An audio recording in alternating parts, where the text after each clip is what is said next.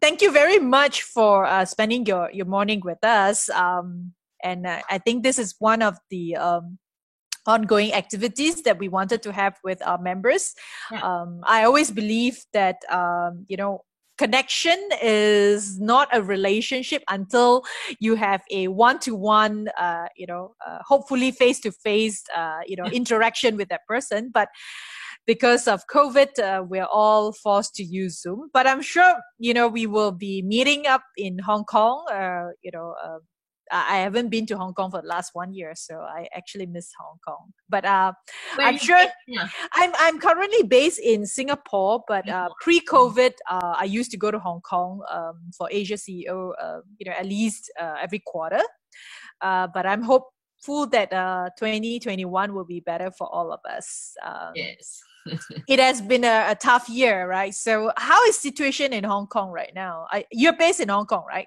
Yes, I'm based in Hong Kong, but from the way you speak, I can guess you're in Singapore or Malaysia. Because before I started my business, I was working in Singapore. I was there for 3 years. 3 years. And then when I started my business, I could come back to Hong Kong because it's easier. Because I needed to, I wasn't a PR in Singapore. I was just on EP. And but it's been good. Of course, there's a roller coaster ride from time to time, but it's been 5 years in a row, and yes, I'm still based in Hong Kong. But thanks to Zoom, I got more clients overseas and without the boundary nowadays. So that's good. In fact, I think one of the positive side of this pandemic is that it actually accelerated a lot of digital transformation initiatives by companies or by government, right? So people can actually change if they don't have a choice. But because they have so many choices, we tend to say, okay, tomorrow and tomorrow, right? So there are positive things that comes out of this pandemic, if you want to see it in a positive way, right? While there's so many things negative, but the world is, the Mother Earth is now healthier. We have less pollution. And businesses actually, like businesses like yourself, right? Clients do expect face-to-face consultation and all this, but face-to-face consultation as a coach, Tracy can only be with one person, and Tracy cannot split herself into many Tracys. So, but with technology, with Zoom, it made it possible. It also cut down time on traveling, right? Yeah. So we have more time. So that's what I felt, for my own business. So anyway, today we have 30 minutes to talk about yourself and your purpose and your business. So maybe I'll like to start with that question. Tracy, you have been in the corporate world. I understand that you were in trades before, and then you went on to to take on branding and personal branding and coaching, right? How did that happen? Why did you switch from, like, if you're in trade, you would have probably been like a trade commissioner right now or work in a corporate world. What is that trigger? So thank you, Rena. My time was in the trade department in Hong Kong government was long time ago. It was like 2007. It was my, I would say, third job, but I was still in the communication side. So we were, drafting the briefs, line to take key messages for the officials to attend. My role is WTO conferences. So that time, gave me experience on, internal communications and how to communicate from the government to the public. And then, but I moved on as a, government media consultant afterwards. That gave me lots of training, exposure to coach very senior officials in all range, from police, firemen, drainage, many bureaus, officials to talk to the media in a public communication way. And then I moved on to a financial comms consultancy, and that is where I spoke to you just now. I was then started in Hong Kong, and I moved to Singapore to head the agency there. And the training Singapore experience, to be honest, kind of opened my mind, because as you know, Singapore is a hub of everyone coming to the country. You know, it's small but different nationalities, different ethnic groups. So I got to know a lot of entrepreneurs. They all came to Singapore for a vision, mission to start something. So that was my first entrepreneurial trigger. Yes. Yeah, I was like, okay, you know, if I can have someone else's business, maybe I can, you know, start on my own. And when I start working with these entrepreneurs, I mean, on a like a friend basis, when they shoot a video and then they want to post it on YouTube, they will say, hey, Tracy, can you know, use your professional hat? Can you look at my messages? You know, do I look good? So I start giving sort of, you know, friendly advice to my friends on how to look good in front of camera, how to talk to the media in case they pitch to the media. And then, you know, give them messaging advice on YouTube videos, stuff like that. And then when I was doing a lot more than in these things, I think, oh, maybe that's a need among these entrepreneurs on how they communicate. So instead of saying I moved to a new space, I'm just saying that I serve a very, you know, new spectrum of clients, because I used to communicate and work with corporate, you know, the stakeholders, managers, leaders, C-suites on the messagings, build their branding and reputations on a range of tactics, right? And now I just, instead of, you know, corporate guys and then or working with corporate, now I work with the individuals who are also having a corporate background. So instead of direct contacting with the HR or, you know, the comms department, now I'm contacting the managers, the leaders, the C-suite themselves. So then to work with them, how they can, you know, be seen, be heard, and be known through, of course, LinkedIn. Sometimes when they need to speak to investor, media. So my role is kind of similar, I would say, in that sense. But now we do a lot more, for example, content creation, image consulting, photography. These are the little add-ons that I didn't have. I think it's interesting. So it wasn't really a switch of a specialty. It was just serving a different group of people. In the corporate, it was more structured. I guess you have to really work within the boundaries, you know, the stakeholders. But these, you know, switching from corporate to working with individual C-suites, you know, maybe like Rena, she wanted to improve on her image, she can contact you. I think, you know, if I could summarize, it's more like you seem to be more happier working with that individual to try to bring out the best, you know, of her or himself, you know, whether is a startup founder or just a career woman trying to, you know, because I believe everyone has a story that is worth listening to, but sometimes we are very shy about our story. But I believe, you know, every one of us have our unique story. Some prefer not to tell it. Some prefer to share it because we learn from each other. So it seems like when you're explaining that you're working with this group of people, I can see that, you know, it's full of joy. I used to work with corporate, not so much joy though, because so many boss. But I think, you know, perhaps you feel that while working and helping these individuals tell their stories or create a branding, you make them a better person, you make them more confident, and sometimes you have a story but you just don't know how to tell it, or how to actually, you know, tell it in a more interesting way, right? So yeah, so what is the most difficult challenges, or what are the challenges working with these individuals? Like you try to tell them that, hey, you know, you should be dressed this way versus this way. Do you have a situation where the client say, no, I prefer, you know, to match yellow and purple? Yeah.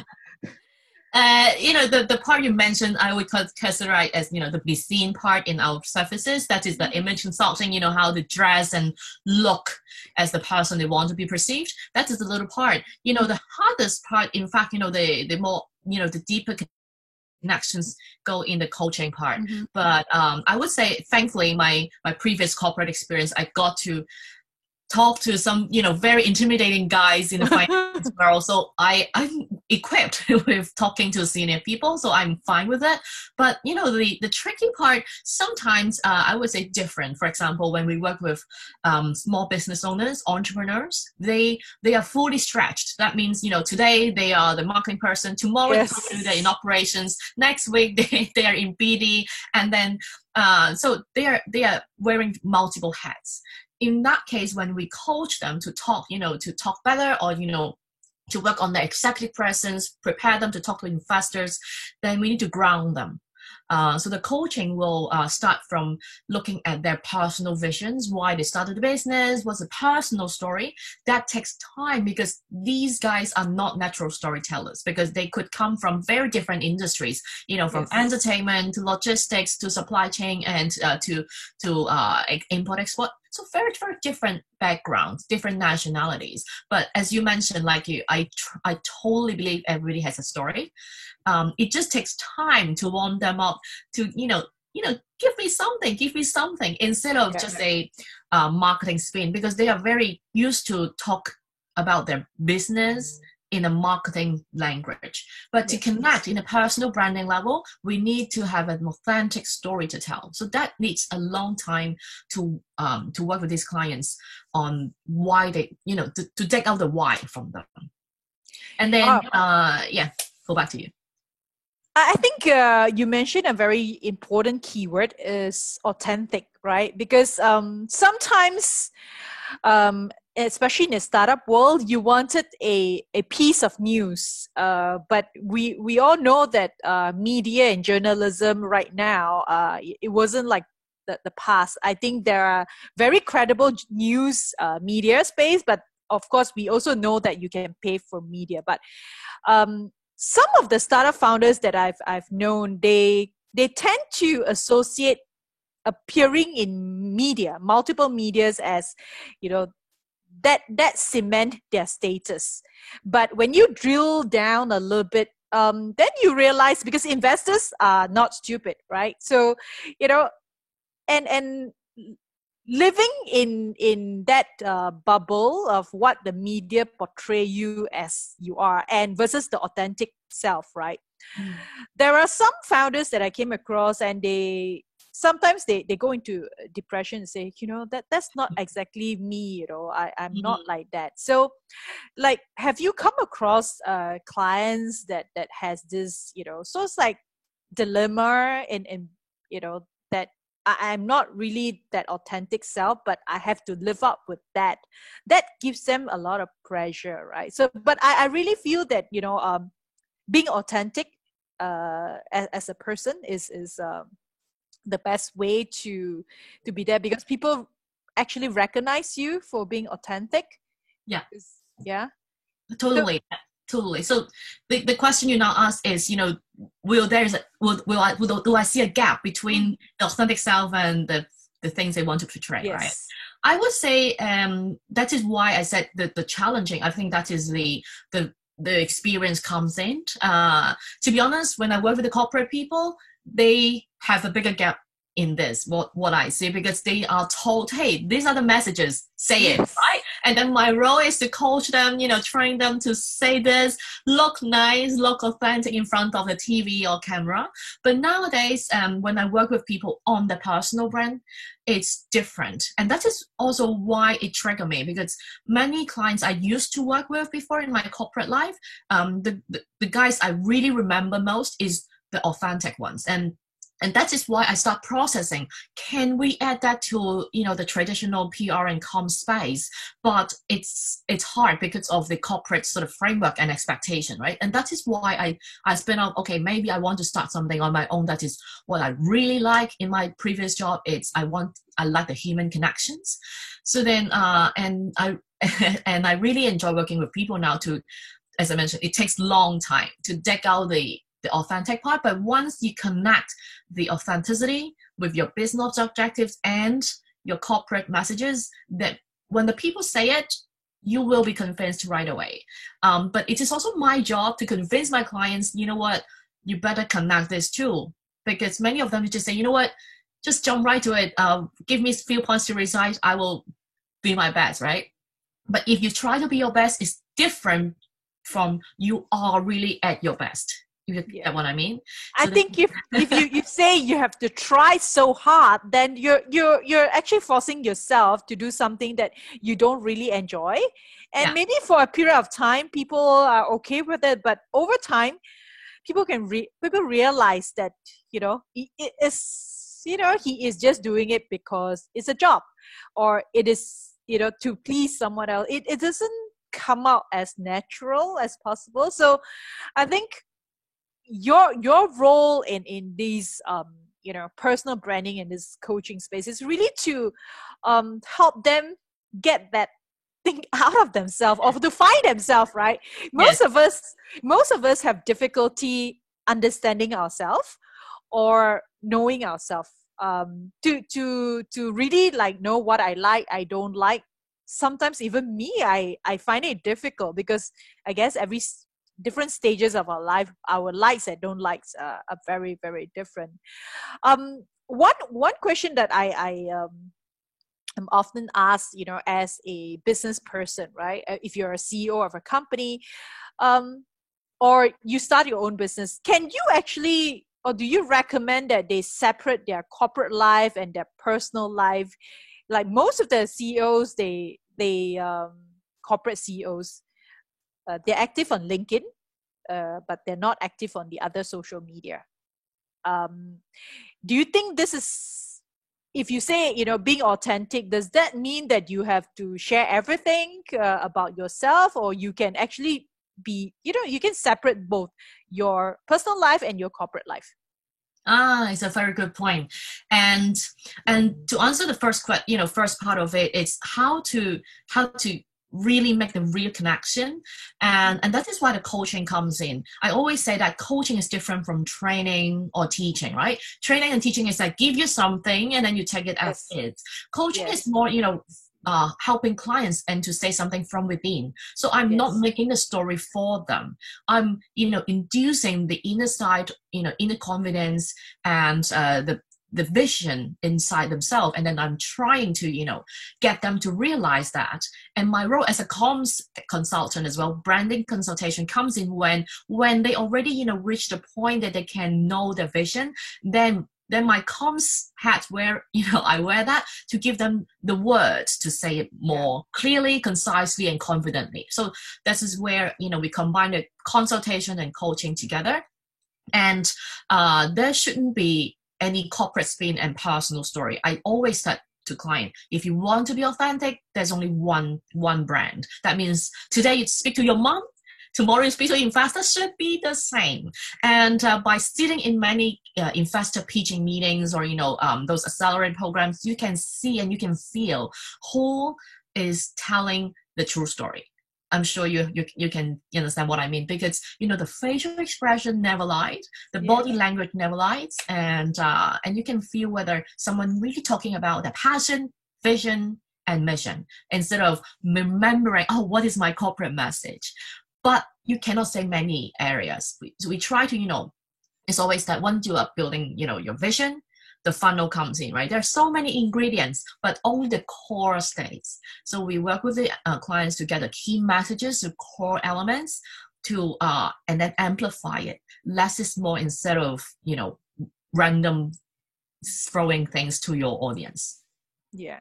Well, I think when I see that person, I know that what that person stand for, or when I see Tracy, I remember what is Tracy, purpose in life. What does Tracy stand for? She's an advocate of, telling your personal stories. I think that is important, rather than if I see Tracy and I really do not remember what Tracy is doing. I think that is like epic fail of your personal. I remember you, but I don't know what you are doing. There are many times we come across this. So I think giving the investors, or even your stakeholders, or people that you meet, a chance to remember you, and it has to come from being your authentic self, which I feel that, as I see a lot of pictures, like you said, that some are just reading from the slides, and if you take away the slides, they do not know what they're doing. And that is funny, because that's your own company, right? How can you don't know what to tell a story? And then some are really bringing the story out in a very, very passionate way, because they genuinely walk that journey. Yes. And they may not tell it in the most flowery language, and that's where I think they need coaches like yourself to give them that exact concise word to make their ideas crossed in a very clear way, because sometimes not all of us are very good at putting the message across. We probably need 100 words to tell you something, but other people can clearly articulate that message. So I think it is important for business owners to actually get I personally believe in every one of us, whether you are working for someone, or whether you start a business, or you're a CEO of a multinational company, you need a coach. And like you said, coach and trainer and mentor is very, very different. But often people actually confuse, right? A coach and a mentor, or a trainer. A trainer is like, okay, this is what I teach you, therefore you take these tools and go back and do your own. But I think coach is there to not to give you a solution, but be with you, so that you can actually slowly, like you said, take out all these greatness in this person that he or she may not be aware. It's like polishing a unpolished diamond, right? So it's interesting. And I think in your work so far, right, in coaching, I was told once that the coach can help you if you only willing to help yourself. Have you ever faced someone who just wanted a coach for the sake of having a coach, but he or she is so in her own mind that I'm the best, therefore because my company hire you, therefore I need you to be there, but I'm not really. Is there a term like you're not coachable? Okay. In my business now, I think, because the good thing is that first, the corporate job is you can select your clients. Okay. And previously, when I was thrown into a room to coach someone to speak with the media or internal stakeholders, you can see people arrogantly checking their BlackBerry. At that time, you're still using BlackBerry. Checking needs, and then look at you once in 3 seconds and say, hey, are we done? So these are not very coachable people. But for now, whenever anyone comes in and say, hey, I'm interested in coaching, then we always start from a introductory, I would say, coffee. Well, hopefully it's a coffee or virtual coffee. That means it's an initial chat. For coaching, I treasure the chemistry and coachability a lot. It's always introduce myself, my approach, how we're going to go through this coaching process, how long, and then listening to the potential client's objectives and the mindsets. And I always emphasize coachability. If someone is coachable, then everything is nice, right? As you mentioned, I need to quote you now, Rena. If you are not ready, nobody can help you. That is a the coaching mindset as well. I always have this structure built in when we onboard a coaching client. We have the initial touch base meeting to test the chemistry, test the water, and then I emphasize, are you ready? Then we take at least a day to think about that. And if the clients come back, great. Then we can start it. But if the client, has any sort of concerns or hesitation, sometimes I remember one time I even refer a client, she wanted to do coaching because her company told her to. But at the end, I realized she has a lot of internal issues that need to untie. Then I refer her to a therapist before we start on coaching, because the coaching is more forward-looking. You have your objective, and then we go for it together. If you have some past issues, then we better untie the knot and then to go forward. Yeah, I think you're right. There are some people who thought that they are already at its best, therefore there is no improvement that's needed. I always feel that the moment you thought you are the best and you're comparing yourself to, I don't know, the greater the B, but the person who doesn't want help is someone that we can't help. So it must come from within, that this person is humble enough to listen, to seek other people's opinions, so that they can be always better every day. But yes, you're right. I've seen people like, don't tell me I know what's best, and that kind of like, when are you done with it? It's not exactly a pleasant experience. But like just startup founders, right? I always tell them that while the investors can choose which startups to invest in, you as a startup founder should also have the right to choose which investors you want to bring in, because it's a journey that both parties have to enjoy working together. And the investors, of course, will want to coach you, to teach you, and you must be open to actually accepting criticism, and and change if there is a need to. So I think for personal coaching, if you're not willing to accept suggestions and professional suggestions, then is a very, very tough relationship to be in. But I'm glad now that you get that's the best thing about being an entrepreneur, right? You get to choose who you want to work with. Yeah, I think that is one thing that I really enjoy being an entrepreneur, when you get to choose. Well, we try to help everyone, but we can only do so much, right? And the last thing is that you're wasting my time, I'm wasting my time. So getting into a relationship where both parties feel there's no pressure and there is learning moments for both parties is important. Now, one of the other question that most people ask about branding, and it was something that a girlfriend actually asked me. She asked me, is there more female that goes to personal to have a personal coach, or is it more men? Because men are generally more shy, right? They, especially if going to a female coach, right?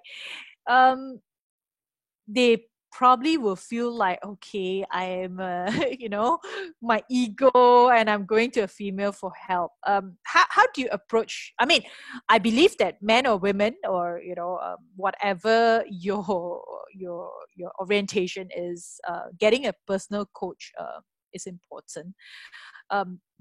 What are your messages to, let's say, guys, macho guys that think they can conquer the world, but they actually need help? Yeah. So how do you actually break that ice? I think that's important, right? It's interesting, right? That when I started my business, we need to build our own persona, right? So that is who are we targeting? And so I asked myself this question as well. You would imagine that it's like, female more or male more? And I can tell you for the past 5 years, it's half. And that's also, one of the reasons and things we discussed with my designers. You can see this is a new logo, and we choose this color, blue. We used to be purple and more creative, but I think this kind of navy and blue contrast, it's give a sense of authority and credibility, because our clients, we realize now, it's both male and female. They both have the same need. It's how to present themselves Although, as you mentioned, someone can be more masculine, more, bossy type. Someone could be more, genuine type. There are different personalities. But as you mentioned, everybody has a story, right? And we do both coaching and consulting. After we work with them, and not really a standard process, someone only come in for consulting and content creation, someone, only do coaching. But it's basically connect the authenticity and then how to help them rise to the next level. If you're an entrepreneur, how to, for example, bring in investors, bring in your team with your passion, and if you're a CEO, and to be honest, some clients come to us because they got the title as a CEO or a C-suite, but emotionally they may not be ready and they don't want to let people know. Okay, and that is a tricky part. Sometimes we cannot give a lot of testimonials per se, because I cannot have the logo. That means I cannot have the face of my clients, because that is a confidentiality, something we respect, that we help people. We don't need to show the face as a testimonial per se, but as a brand, we want to attract and work with who are very serious in their career. Could be your business, or could be you work for someone else. Still, you want to rise to the next level, regardless it's female or male. But to add the point about common needs, all right, many women entrepreneurs or CEOs that or senior managers, they sometimes want to be seen as nice but not too nice. You know what I mean? So you want to be seen as a cheerful person, but to command attention you need certain level of conviction. You need to speak assertively, and this is one of the biggest needs I work with female senior executives.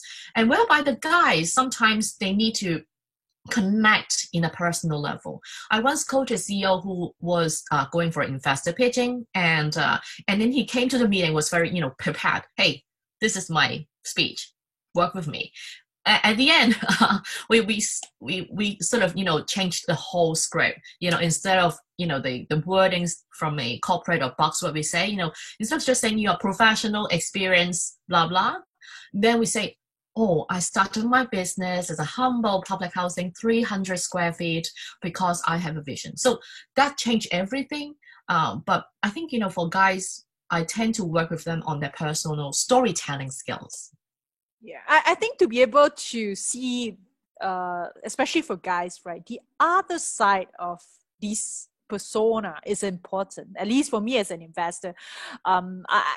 Many years ago, I tend to look at the presentation, the forecast, but as you know, especially in the early stage, it is really that person, what the person do outside of work, which is more important to me right now, because I feel like if the person is charitable, he concerns about the Mother Earth, then how bad can this person be, right? If he's always going to the old folks home office, he is a decent person to start with, right? Then whether he can execute what his dream are, is another set of question. But if this guy is a super CEO, but he has no concern about anything else, friends and families except $sign, then it may not ring a bell for investors as well. I mean, many investors are looking for, besides monetary return, a lot of us are looking for also it is doing something impactful to the world as well.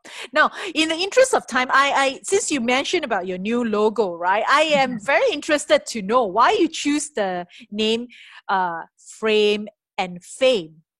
Yes. Okay. Yes. When I first started the business, we did a lot of personal branding photography. Mm-hmm. But I came from a communications consulting background, right? So I care a lot about messaging. So the initial idea come from, we help people to frame the message and image. Image as in, the photos. So it's a frame. And then, but framing, we also talk about messaging, communication part. So then that is the framing, messaging and image. And to now, we work with both. We still work with photography and messaging. We add in a lot more elements like image consulting, content creation, different services. Then the frame, of course, it's you earned it. So we frame your message and image, and you earn your own fame. So that is personal branding. The new rebrand, we add in personal branding in the company name because we used to say we're Frame and Fame, and it's very hard for people to understand what do you do, and we need to explain. Oh, we are actually a personal branding boutique and a firm, but now we add in personal branding. It's to strengthen this niche. We want to work with people on the brand. Very good. I think I will need a Frame and Fame consulting because, one of the things that my team told me is, Rina, can you get a really, professional photo? I'm like, okay, I'll do it. I hope I'll get to go to Hong Kong very soon.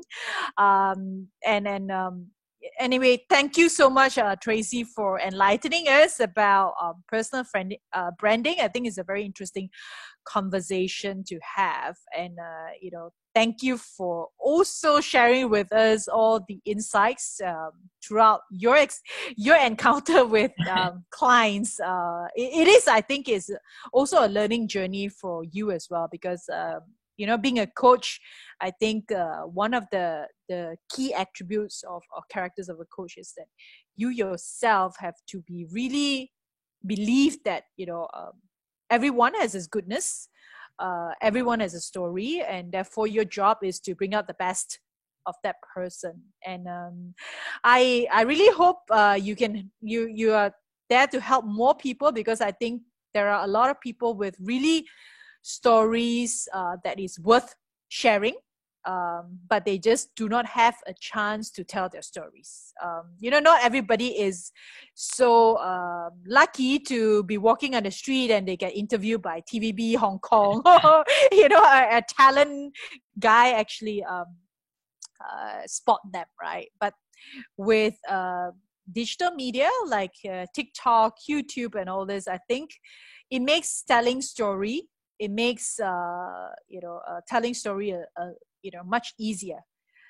But like you said, tell the right stories and to the right people is important because if you are going up there yakking, is noise to many people, right?